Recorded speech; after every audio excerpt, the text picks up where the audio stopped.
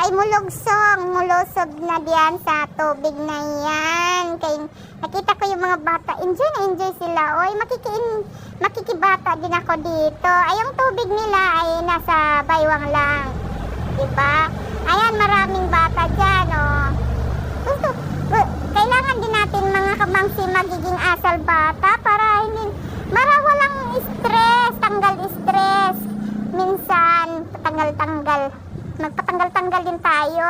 Charot!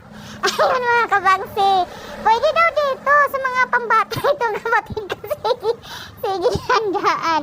Pwede daw dito mga kabangsi, may ngipin ka man o wala, matanda man o bata, pwede dito. Para ang importante mag-enjoy tayo. May buhok man daw o pwede din dito. Siyempre dito pa rin tayo sa paglitaw.